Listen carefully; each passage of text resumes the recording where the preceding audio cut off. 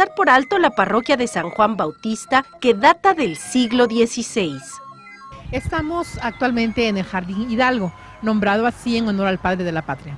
Estamos sobre la calle de Felipe Carrillo Puerto. Te platico que otra de las cosas importantes que hizo Hernán Cortés al establecerse en Coyoacán fue pedirle al rey de España que enviara personas religiosas de buena vida y ejemplo. Los primeros en llegar fueron los franciscanos, que llegan en 1524. Posteriormente llegan los dominicos. Los franciscanos comienzan con la construcción de esta iglesia y después de unos años, cuando los dominicos ya tienen una parroquia en Texcoco, hacen un cambio y los dominicos llegan a Coyoacán. Los franciscanos se van a Texcoco. Los dominicos son quienes terminan entonces la construcción de la parroquia de San Juan Bautista.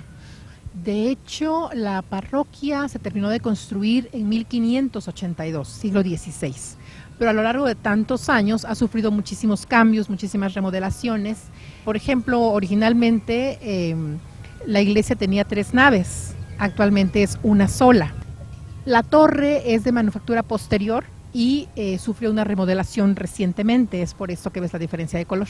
Y del otro lado, lo que pareciera un enrejado, ¿esto para qué se usaba o por qué está así? Al fondo del enrejado tenemos una capilla abierta. Originalmente, obviamente, no estaba el portal de peregrinos, que es la parte donde vemos los arcos.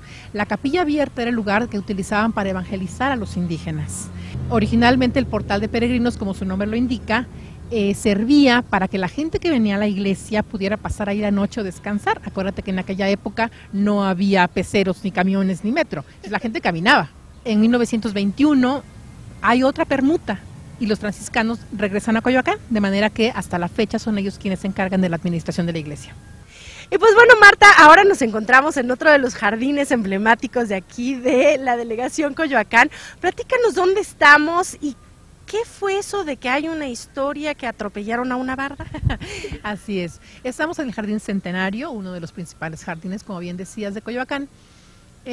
Originalmente el Jardín Hidalgo y el Centenario formaban parte del atrio de la parroquia de San Juan Bautista. Y este atrio estaba rodeado por una barda. Marta, también sabemos que había algunos inquilinos diferentes, había un camposanto. ¿Por dónde estaba el camposanto? En ese jardín precisamente.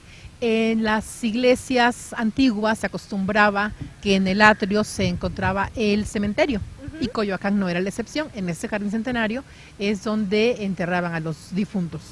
¿Qué es eso de que atropellaron a una barda? ¿Cómo atropellas a una barda?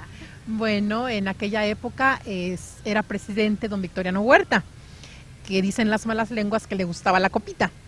Entonces él venía circulando por la calle de Francisco Sosa a nuestras espaldas, y al dar la vuelta sobre la calle de Centenario, que en aquella época iba hacia Río Churubusco, choca con la barda del atrio, de manera que pide que la tiren.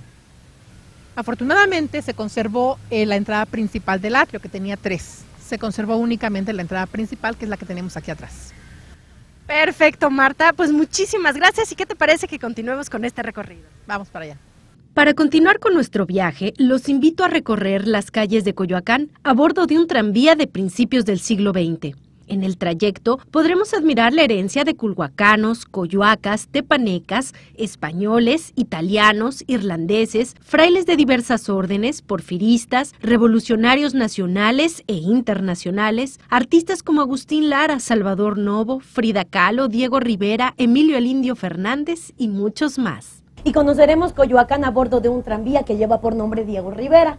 Esto que ven ustedes es la primer colonia del sur de la Ciudad de México y como toda colonia nueva no debían faltar de sus servicios básicos. Por ejemplo, vean a la izquierda el mercado, observen la fachada y 3 arcos de entrada, véanlo bien, muy bonito este mercado, pero vean el tamaño, muy poco funcional, ¿sí? Vendían flores, frutas, mulas, caballos, gallinas, guajolotes, de todo podían encontrar en ese lugar. Don Porfirio, cuando inaugura la Colonia del Carmen, pide un requisito para este lugar: calles perfectamente cuadriculadas, trazadas como tablero de juego de damas. Observen a la derecha y al fondo la traza. Miren por favor al frente la casa de la pintora Frida Kahlo. Y la casa que ustedes acaban de ver, muchos años estuvo hipotecada.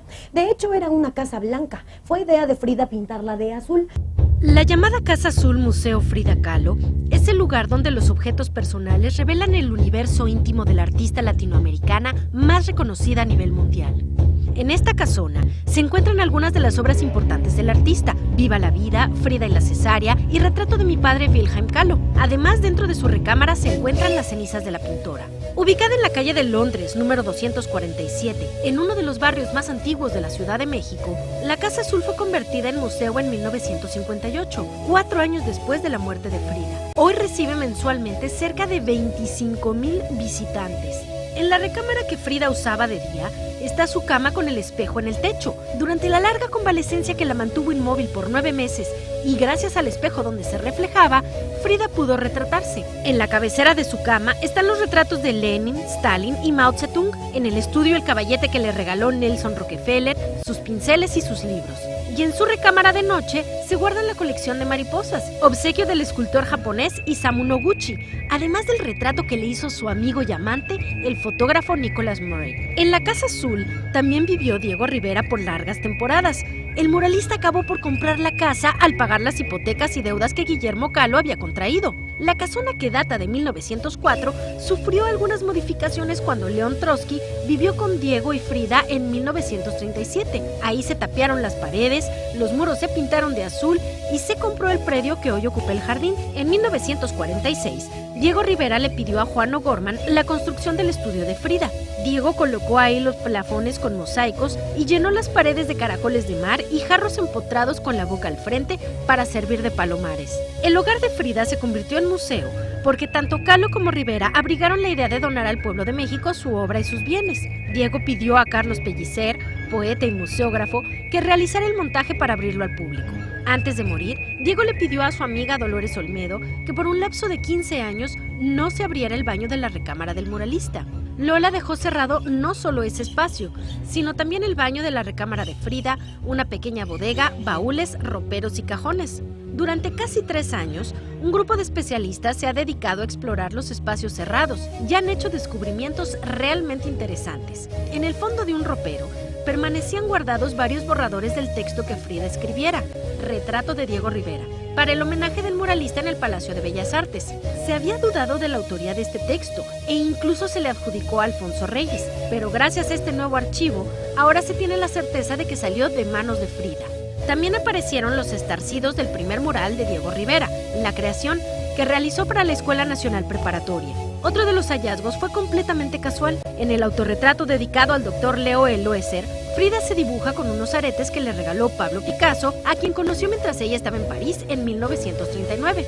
Cuando se dio la orden de abrir los archivos y buscar entre los cajones de la Casa Azul, aparecieron los aretes que se creían perdidos. También se encontró una carta en la que Frida habla sobre el proceso creativo de su cuadro El suicidio de Dorothy Hale y sobre los consejos que pide a Diego. Con un tono desenfadado y el irreverente sentido del humor de Kahlo, se demuestra el enorme respeto intelectual y artístico que ambos se tenían. Cuando parecía que todo estaba dicho, este novedoso acervo arroja enormes sorpresas y entusiasma al público que busca a Frida entre los muros de su propia casa. La Casa Azul fue el lugar al que perteneció Frida Kahlo, a donde volvió siempre y del cual en realidad nunca salió. Frida trajo el mundo que conoció a su casa y llevó su casa al mundo exterior a través de su obra. Es la síntesis de un universo maravillosamente creativo y revolucionario.